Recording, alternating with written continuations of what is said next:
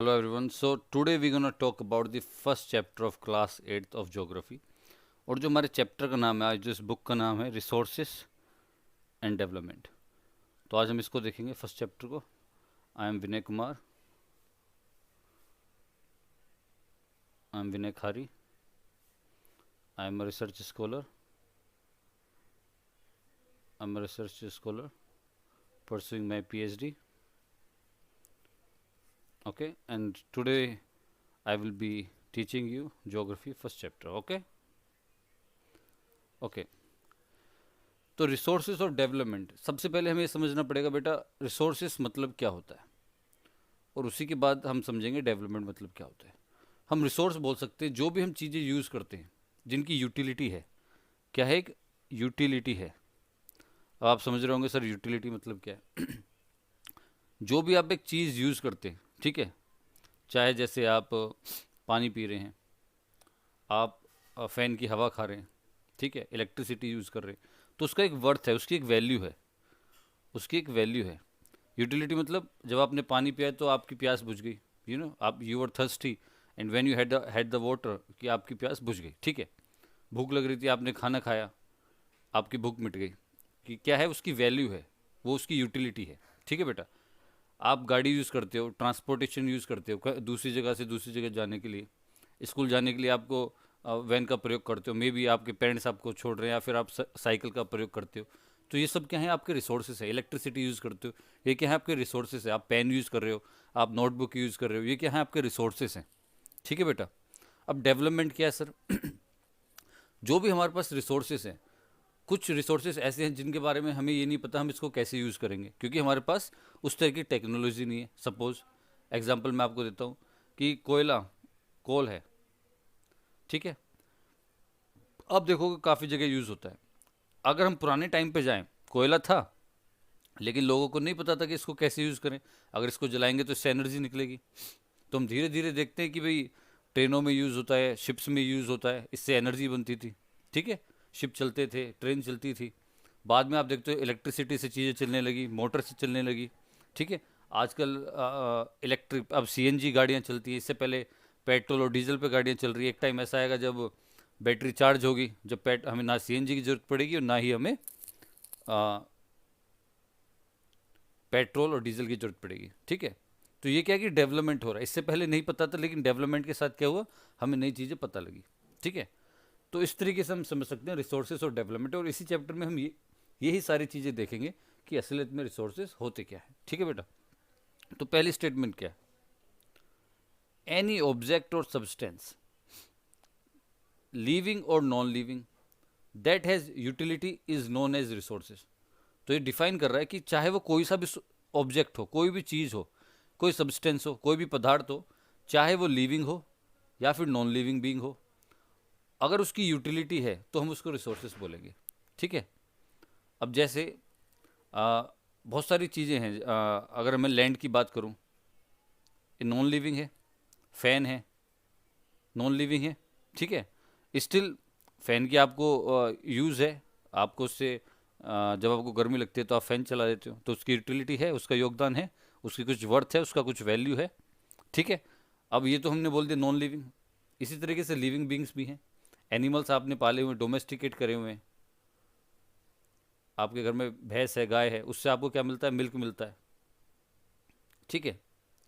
उससे क्या हो रहा है? उसकी यूटिलिटी है, क्योंकि उससे आप कुछ ना कुछ वैल्यू है, मिल्क की वैल्यू है, आप उसको बाजार में बेच भी सकते हैं, आपको पैसे भी मिल सकते हैं, और आपको अगर दूध पीना आप उसे पी भी सकते हैं, आप तंदुरुस्त भी रह सकते हैं, इजंट इट? तो उसकी एक वैल्यू है। तो हम ये क्या बोल रहे हैं, जो भी ऑब्जेक्ट है, जो भी सब्सटेंस है, चाहे वो लिविंग है, नॉन लिविंग है, उसकी अगर उसकी यूटिलिटी है तो उसको हम बोलेंगे रिसोर्सेज, ठीक है बेटा। Okay. All resources have some value, ये क्या बोलते हैं, जो भी रिसोर्सेज है उनकी कुछ ना कुछ वैल्यू है। वैल्यू मतलब क्या? उसका कुछ ना कुछ वर्थ है। वर्थ मतलब हम उसकी कीमत लगा सकते हैं, हम बोल सकते हैं कि हाँ इसमें वो बात है, ठीक है। सम रिसोर्सेज हैव इकोनॉमिक वैल्यू, जैसे मैंने बोला मिल्क का मैंने एग्जांपल दिया, आप उसको बाजार में बेच सकते हैं, उसकी इकोनॉमिक वैल्यू है। और कुछ रिसोर्सेज ऐसे हैं जो हमें यूज़ तो करते हैं, लेकिन उनको हम बेच नहीं सकते, उनसे आपको पैसे नहीं मिले। इकोनॉमिक मतलब उनसे आपको पैसे नहीं मिलेंगे, लेकिन फिर भी वो बहुत ज़रूरी है। जैसे कि आपने कोई शानदार दृश्य देखा, आप बोलोगे अरे कितना सुंदर है, आपको अच्छा लगा उसे देख के, आपको बहुत हवा नहीं आ रही है, आपको बहुत परेशान हो रहा है, आप कहते हो मैं बाहर टहलने जाता हूँ, मुझे हवा खानी है, आप बाहर घूमने जाते हो, तो तब आपको बहुत अच्छा महसूस होता है।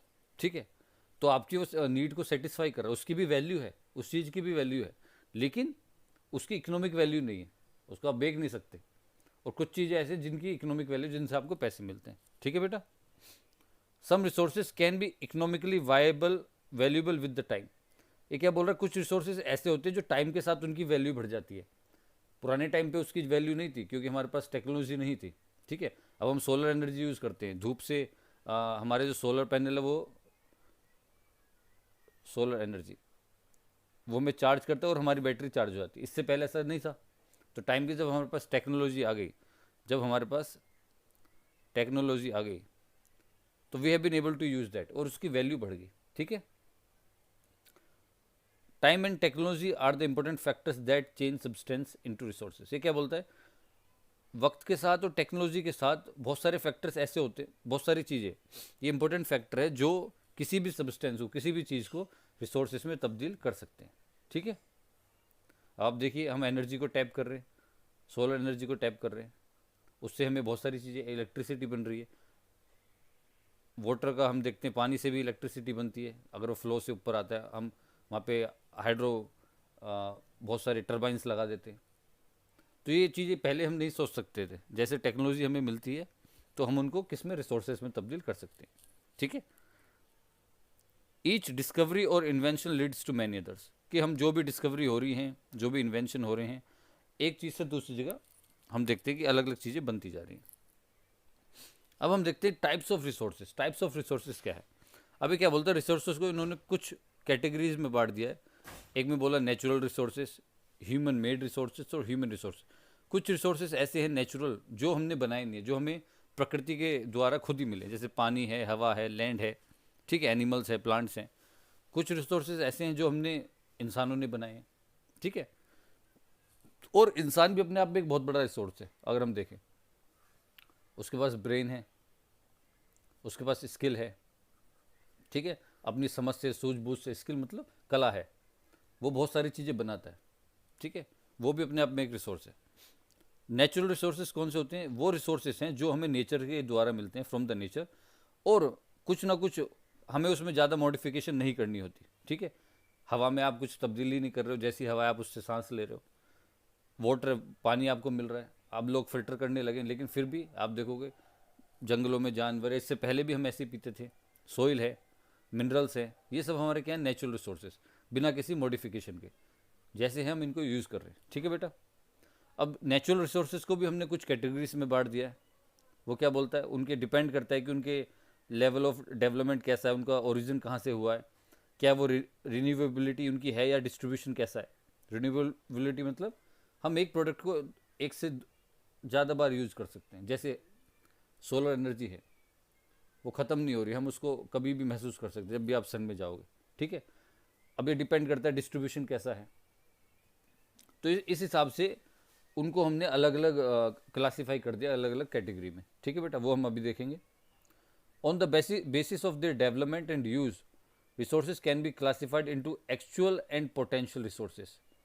एक्चुअल एंड पोटेंशियल रिसोर्सेज, इसका मतलब क्या है, एक्चुअल रिसोर्सेज कौन से हैं, एक्चुअल रिसोर्सेज वो हैं जो अभी आप यूज़ कर रहे हो, जो अभी आपके सामने हैं, जिनको आप डेली यूज़ करते हो। पानी है, हवा है, और लैंड है, पेड़ हैं, एनिमल्स हैं, इनको आप यूज़ कर रहे हो, जो भी आपके पास रिसोर्सेज हैं।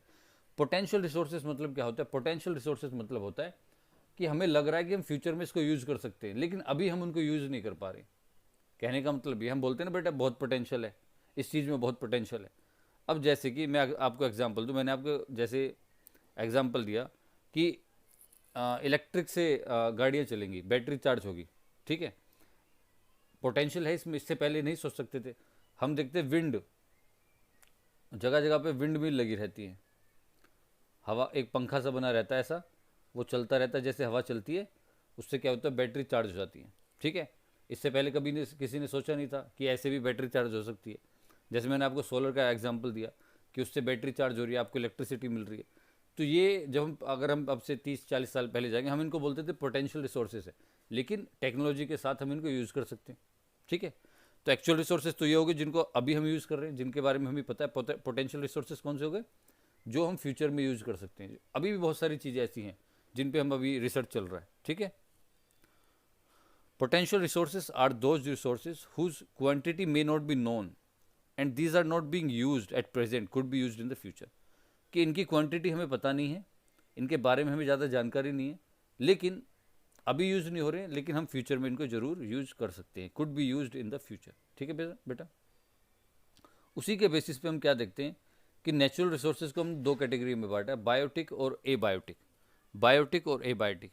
बायोटिक मतलब जो लिविंग बींग्स हैं, एनिमल्स, प्लांट्स, ह्यूमंस। एबायोटिक क्या है, नॉन लिविंग। एबायोटिक क्या है, नॉन लिविंग। फैन हो गया आपका, कार हो गया, बसेस हो गए, ठीक है, टेबल हो गई, चेयर हो गई। अब बायोटिक रिसोर्सेज कौन से होते हैं, living things, plants, animals. Okay, abiotic क्या हो गया, जो नॉन लिविंग है, वुड है, पेन है, लैपटॉप है, फ़ोन है, दीज आर एबायोटिक। ओके बेटा, यहाँ तक क्लियर है? आई होप यहाँ पे कोई डाउट नहीं होगा। हमने अभी डिस्कस करा कि नेचुरल रिसोर्सेज को हमने तीन कैटेगरी में बांटा, नेचुरल, ह्यूमन मेड और ह्यूमन। जो इंसानों द्वारा निर्मित हैं, नेचुरल जो प्रकृति से हमें मिलते हैं, और ह्यूमन रिसोर्स भी है एक। ठीक है, उसके बाद नेचुरल रिसोर्सेज को हम देखते हैं, हम ऐसे ही यूज़ करते हैं बिना कुछ मॉडिफिकेशन के, नहीं करते हम उनमें। उसके बाद हम क्या देखते हैं कि नेचुरल रिसोर्सेज को जो क्लासीफाई करा गया डिफरेंट डिफरेंट ग्रुप में, वो डिपेंड करता है उनका किस तरीके से डेवलपमेंट हुआ है, किस तरीके से उनका यूज़ हुआ है, किस तरीके से वहाँ पे उनका ओरिजिन हुआ है, या उनकी रिन्यूएबिलिटी क्या है, या डिस्ट्रीब्यूशन क्या है। अलग अलग कैटेगरी में इस तरीके से बांटा गया। उसके बाद हमने देखा एक्चुअल और पोटेंशियल रिसोर्सेज क्या होते हैं। एक्चुअल रिसोर्सेज जो अभी हम प्रेजेंट में यूज़ कर रहे हैं, और पोटेंशियल रिसोर्सेज जो हम फ्यूचर में यूज़ कर सकते हैं। ठीक है बेटा, उसी के बेसिस पे हमने देखा कि नेचुरल रिसोर्सेज बायोटिक हैं, एबायोटिक हैं, कुछ लिविंग है, कुछ नॉन लिविंग है। ठीक है बेटा, अब आप ये देखिए, यहाँ पे एक टेबल से बना हुआ है।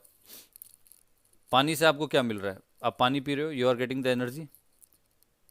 ठीक है, ऑयल से यू आर गेटिंग फ्यूल, आप यूज़ करते हो, आपको एनर्जी मिलती है, आप गाड़ी किसी भी इंजन में डालते हैं। फॉरेस्ट से आपको क्या मिलता है, वुड मिल रहा है, फूड मिल रहा है, मेडिसिन का यूज़ आ रहा है, इसका जो पल्प है, recreation, home of wild life, rubber, cotton, all this things you are getting from the plant. ये सारी चीज़ें किससे मिल रही हैं, प्लांट से मिल रही है। रॉक से क्या हो रहा है, कंस्ट्रक्शन में यूज़ होता है, शेल्टर में, घर बनाने में यूज़ होता है।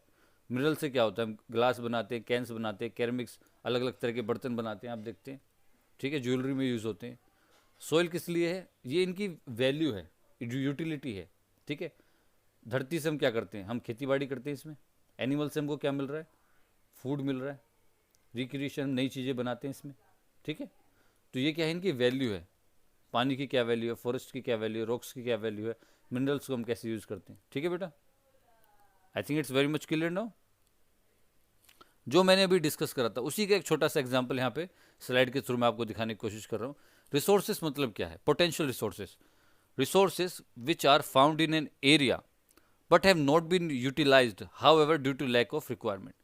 कि हमारे पास रिसोर्सेज तो है, लेकिन हमने उसको यूज़ नहीं करा है, हमें अभी उसकी रिक्वायरमेंट नहीं है, या फिर हमारे पास टेक्नोलॉजी नहीं है। जैसे कि एग्जांपल दिया इन्होंने कि राजस्थान और गुजरात में बहुत सारी पोटेंशियल है सोलर एनर्जी को यूज़ करने की, लेकिन अभी वहाँ पे यूज़ नहीं हो पाती। कभी तो क्लाउड आ जाते हैं, या फिर बहुत ज़्यादा टेम्परेचर है। लेकिन टाइम के साथ हम देखेंगे कि इस तरह के हमारे पास टेक्नोलॉजी हो, चीज़ें ठीक हों, तो हम इसको यूज़ कर सकते हैं। जैसे इन्होंने विंड मिल का मैंने आपको एग्जांपल दिया था। ठीक है, इसको हम विंड मिल बोलते हैं, विंड फैन। ये सोलर एनर्जी, ये देखिए, ये न्यूक्लियर प्लांट हो गया।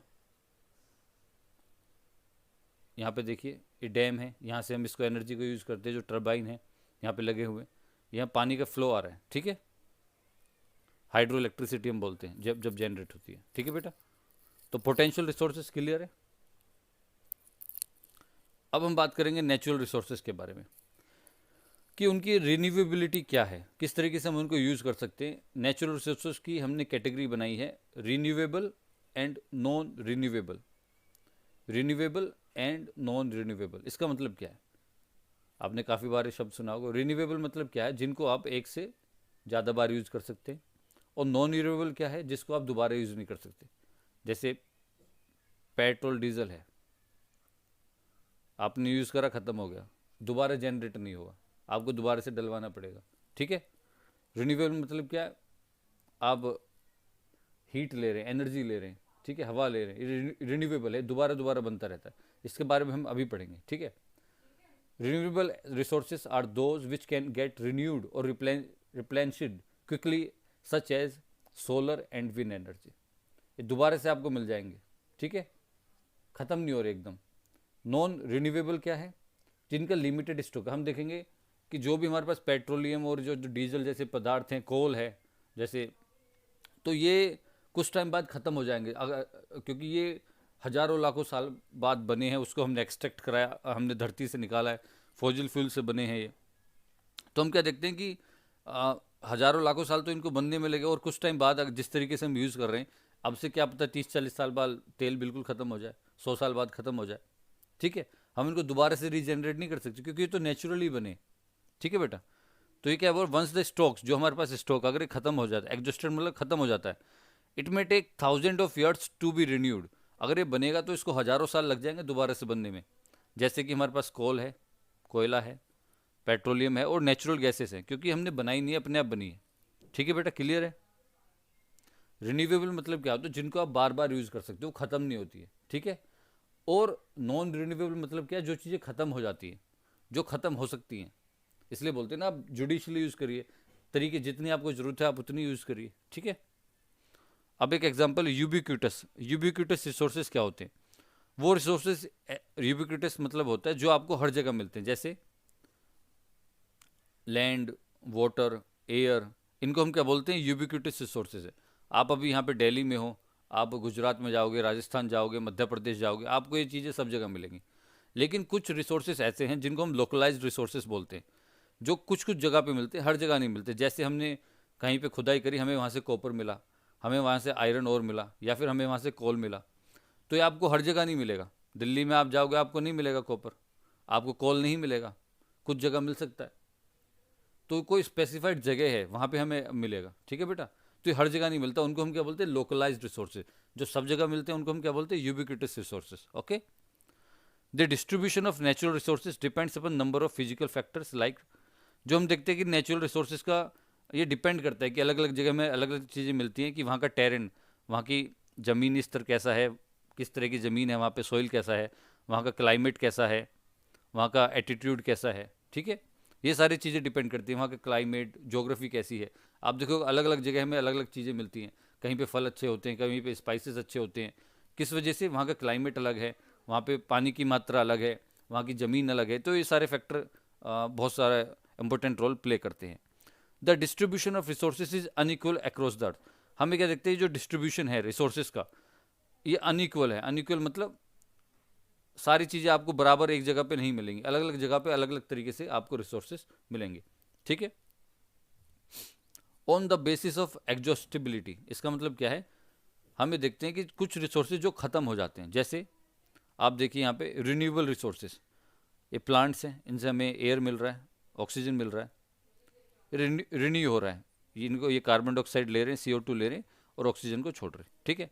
यहाँ पे आपको सोलर एनर्जी मिल रहा है, ये विंड है, हवा से आपकी इलेक्ट्रिसिटी जनरेट हो रही है, मशीनें चल रही हैं, ठीक है। यहाँ पे आप भी अपनी बैटरी को चार्ज कर सकते हैं। तो ये क्या है? रिन्यूएबल रिसोर्स है, बार बार आप इसको कर सकते हैं, ठीक है। आज नहीं, आज बादल नहीं आए, बादल आ रहे हैं, तो आप आज धूप नहीं निकली, रिचार्ज नहीं हो, कल हो जाएगा, परसों हो जाएगा, ख़त्म हो गया, दोबारा से चार्ज कर लोगे। लेकिन जैसे ये है, और है कोल, यहाँ पे पेट्रोलियम है, एक बार ख़त्म, कोल है, एक बार ख़त्म हो गए तो आप इनको दोबारा से रीजनरेट नहीं कर सकते कि आपने भी फैक्ट्री लगा दी बना दो, ऐसा नहीं हो सकता। ये डिपेंड करता है कि जब ख़त्म हो गया तो एक बार ख़त्म हो गया, ठीक है, हज़ारों साल लगेंगे उसको बनने में। अब हम देखते हैं ह्यूमन मेड रिसोर्सेज क्या होते हैं, जो लोगों द्वारा निर्मित हैं, जैसे इंसानों द्वारा जो बनाए जाते हैं, जैसे कि the resources which are created from the natural resources by the human resources by the human beings to produce useful products are known as human made. जैसे हमने रोड्स बनाई, मशीनरी बनाई, व्हीकल्स बनाए, ये क्या है? इंसानों ने बनाए। हमने इसमें ऐसा नहीं है कि जो नेचुरल रिसोर्सेज है वो हमने यूज़ नहीं करें, हमने यूज़ करें, लेकिन हमने टेक्नोलॉजी के साथ, टेक्नोलॉजी का यूज़ करते हुए हमने इनको बनाया है, ठीक है। इनको हम बोलते हैं जो इंसानों द्वारा बनाए गए हैं, ठीक है। हमने रोड बनाई है, मशीनरी बनाई है, व्हीकल्स बनाए हैं, बिल्डिंग्स बनाई हैं, ये क्या है, ह्यूमन मेड रिसोर्सेज है, ठीक है। इनको भी हम रिसोर्सेज की कैटेगरी में डालेंगे। जो भी आप मशीनरी यूज़ कर रहे हैं, जो भी आप रोड यूज़ कर रहे हैं, ठीक है, जो भी आप व्हीकल्स यूज़ कर रहे हैं, ये हमारी सहायता के लिए, ठीक है। अब ह्यूमन रिसोर्स क्या है, हम बोलते हैं ना ह्यूमन रिसोर्स, इंसानों का भी एक रिसोर्स है कि आप क्या कर रहे हो, जो आप पे स्किल है, जो आप पे नॉलेज है, उसके द्वारा आप चीज़ें बनाते हैं। They have the knowledge, skill और टेक्नोलॉजी। तो हम इनको क्या बोलते हैं, ह्यूमन रिसोर्स। आपको रोड बनाने के लिए आपको इंजीनियर चाहिए, किस तरीके से बनानी है, ठीक है। आपको टेक्नोलॉजी चाहिए, कंप्यूटर चलाने के लिए आपको आदमी चाहिए। So these are the skills which are being हमने बहुत सारे, we have studied for number of years, पढ़ाई करी, we studied, we did a research, तो इस कंक्लूजन पे हम निकले, ठीक है बेटा। तो क्या बोल रहे हैं, human resources refers to the number and abilities of the people. People can make the best use of nature to create more resources. तो हम नेचर का अच्छे तरीके से यूज कर सकते हैं रिसोर्सेज का अपनी नॉलेज के द्वारा, तो हम एक रिसोर्सेज में तब्दील हो जाते हैं, ठीक है। Human resource development refers the improving the quality of people skill so that they are able to create more resources. और ट्रेनिंग दी जाती है, कंपनी में आप जाते हैं, पहले आपको ट्रेनिंग दी जाती है, 6 महीने का कोर्स होता है, आप देखते हो कहीं पे 2 साल का कोर्स होता है, आप बीटेक करते हैं या आप कोई दूसरी डिग्री लेते हैं, या पढ़ाने के लिए आप एक्सपर्ट आप ट्रेनिंग लेते हैं स्कूलों में। तो ये क्या आपका रिसोर्सेस है, आप रिसोर्स हैं एक तरीके से, ठीक है। इसको क्लासरूम में अगर टीचर नहीं होगा तो क्लासरूम कैसे चलेगी, आपको एक टीचर चाहिए बच्चों को पढ़ाने के लिए, तो ये एक रिसोर्स है, ये उसकी स्किल है। Are you getting. इंजीनियर काम कर रहा है फैक्ट्री में, या फिर रोड बनवा रहा है, या फिर किसी कंप्यूटर पे काम कर रहा है, वो उसका क्या एक रिसोर्स है, वो भी उसमें वैल्यू है। हमने बात करी थी ना यूटिलिटी, मतलब यूटिलिटी की हमने बात करी थी, ठीक है, उसमें एक वैल्यू है, उसका एक वर्थ है, और उसके लिए आप पे करते हो उसको, जो उसकी वैल्यू है, जिसको हम सैलरी बोलते हैं, सैलरी, वेजेस, तनख्वाह, ठीक है। कंजर्विंग रिसोर्सेज मतलब क्या, सबसे पहले हम ये समझेंगे कि कंजर्विंग मतलब क्या होता है। कंजर्विंग मतलब चीज़ों को बचाना, ठीक है। बहुत सारे रिसोर्सेज ऐसे हैं जो वक्त के साथ ख़त्म हो सकते हैं अगर हम उनको तरीके से यूज़ ना करें, जल्दी ख़त्म हो जाएंगे। तो ऐसा बोला जाता है कि हमें रिसोर्सेज को कंजर्व करना चाहिए, उतना यूज़ करना चाहिए जितनी उसकी ज़रूरत है। घर में देखते हैं, बोलते हैं अगर आप इलेक्ट्रिसिटी यूज़ नहीं कर रहे हो तो आप स्विच ऑफ कर दीजिए, ठीक है। अगर आप गाड़ी नहीं चला रहे, आप गाड़ी बंद कर दीजिए, आपका पेट्रोल बचेगा, रिसोर्सेज बचेंगे, ठीक है। तो अननेसेसरी हमें यूज़ नहीं करना चाहिए, उतना ही यूज़ करना चाहिए जितनी हमें उसकी ज़रूरत है, ठीक है बेटा, वरना आगे की जनरेशन के लिए नहीं बचेगा। Conservation of resources refers to using natural resources carefully so that they can be renewed and continue to be used in future. अगर हम तरीके से यूज़ करते हैं, धीरे धीरे जो बैकग्राउंड में भी है रिसोर्सेज वो बनते रहेंगे, क्योंकि उसको हज़ारों साल लगते हैं, और जितनी हमें ज़रूरत है हमारी चीज़ें पूर्ति होती जाएंगी। ऐसा नहीं है अभी आपको सेब खाना है एक, आप 15 से 20 सेब बर्बाद कर दो, फेंक दो, किसी को मत दो, शेयर मत करो। जो भी रिसोर्सेज, आप पेट्रोल को अननेसेसरी तरीके से यूज़ कर रहे हो, इलेक्ट्रिसिटी को अननेसेसरी तरीके से यूज़ कर रहे हो, तो वो क्या है, वो गलत तरीका है। उसी लिए एक शब्द आता है सस्टेनेबल। सस्टेनेबल मतलब हम चीज़ों को अच्छे तरीके से इस तरीके से यूज़ करें कि उसका दुरुपयोग ना हो, हम उसका अननेसेसरी डिवेस्टेशन ना करें, डिस्ट्रक्शन ना करें, केयरफुली हम उसको यूज़ करें, ठीक है। Refers to carefully utilizing resources and balancing the need to use resources and also conserve them for the future generation. और हम फ्यूचर जनरेशन के लिए कंजर्व करें, और ये हमारी ड्यूटी भी है। It is our duty to ensure that all usages of renewable resources are sustainable. Sustainable मतलब इस तरीके से यूज़ करें कि उसका दुरुपयोग ना हो। It should be use in a proper manner, जिससे कि जो फ्यूचर जनरेशन है वो भी उसको यूज कर सके, ठीक है बेटा।